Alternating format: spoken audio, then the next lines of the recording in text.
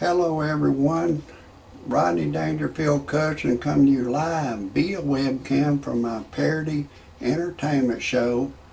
And Manny Pacquiao, the welterweight champion of the world, was defeated by Timothy Bradley, a black African American boxer, in a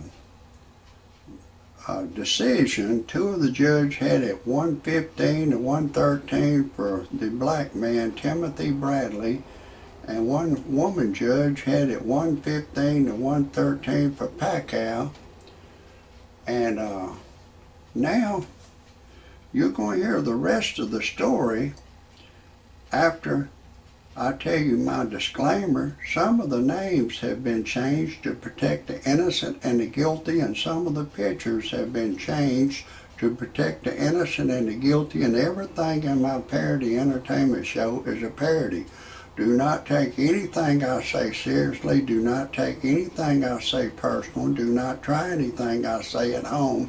If you do, check with your attorney first and still don't do it. I'm a professional.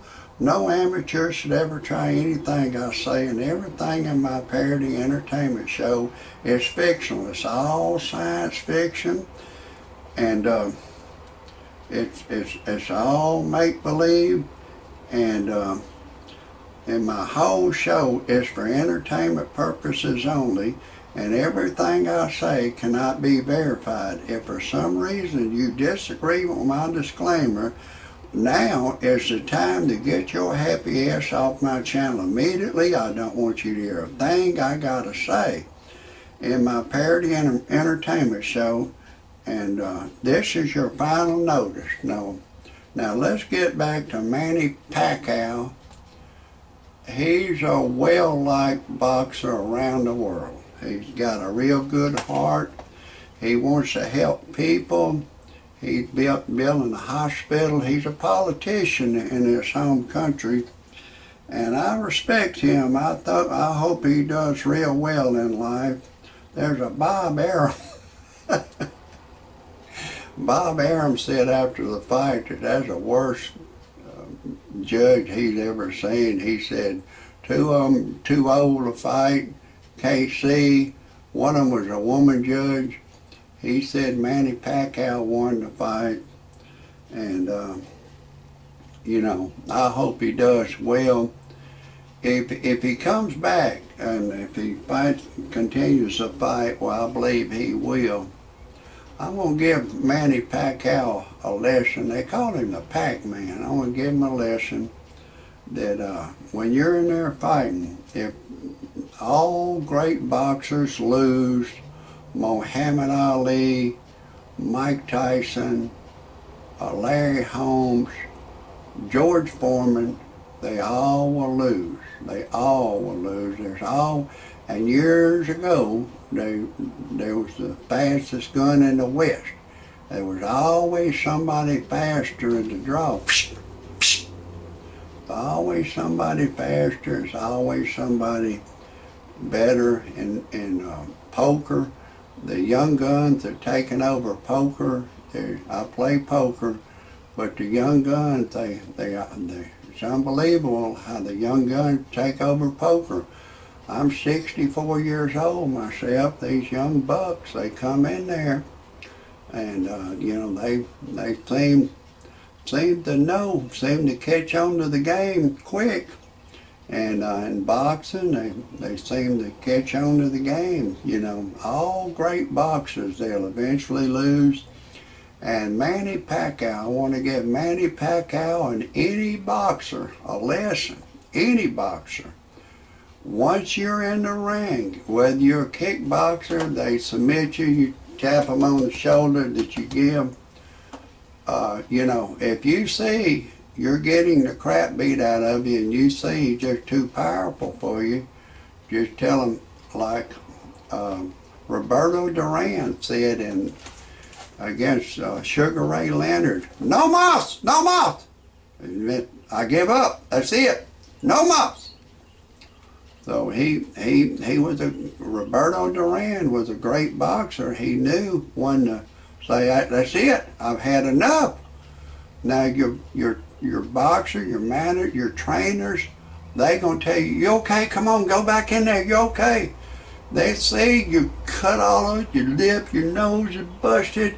They'll try to push you back in there. It's their job to push you back in there. You need to think on your own. Like, no, that's it. No.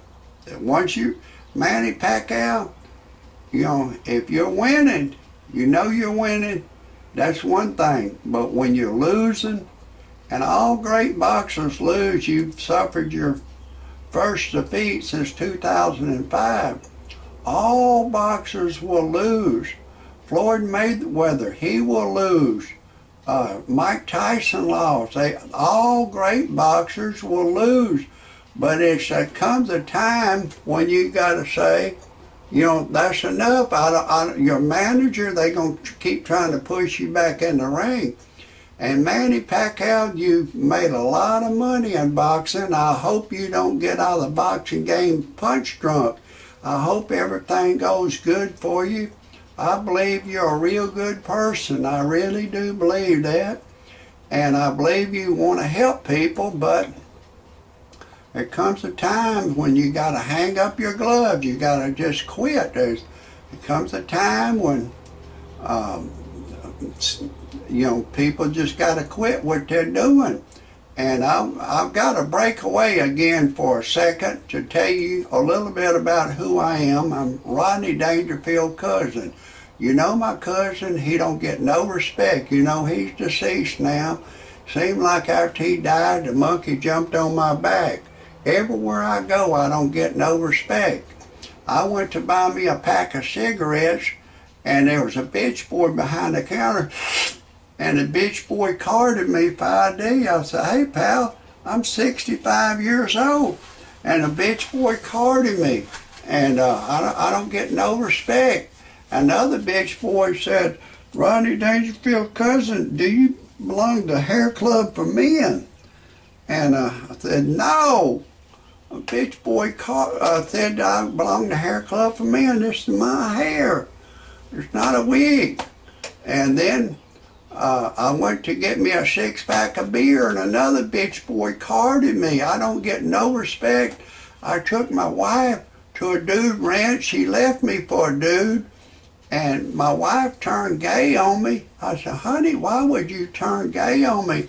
She said, with men like you in the world, it makes her turn gay. I said, honey, I'd like to get laid every once in a while. She said, the only way I'm going to get laid is crawl up a chicken's ass and let a chicken lay me. I wouldn't get no respect out of my wife, so I took her to a dude ranch, and she left me for a dude. I tell you, I don't get no respect. So I went on the internet to freepornphonesex.com. All it is a recording of a girl. She'll say, hey, lover boy, I'm having a party in my mouth. Would you like to come? If we was alone together, I'd unzip your pants. I tell you, I can't tell you everything she said, but it got my ding-a-ling excited. I said, well, I want to call a live service. So I called a live service. And she said my voice was too ugly for her to talk to over the telephone. I tell you, I don't get no respect. And then I needed to generate some money, and my brother bought a 55 Chevy back in 1955 for $1,850. He drove it for 20 years, and then he gave it to me, and I drove it for 20 years. And it'd been sitting up on the old family farm for about 30 years. And I put it on freebuyseltradeanything.com on that site. You can put anything you have for sale on there free to look, free to put your ads on there. And I put it on there, and I sold it in a week. And that's a real good site. And then they got a personal section I put on there. I was looking for a young girl to go to church and pray with me, and a young Caucasian girl, 21 years old, answered the ad.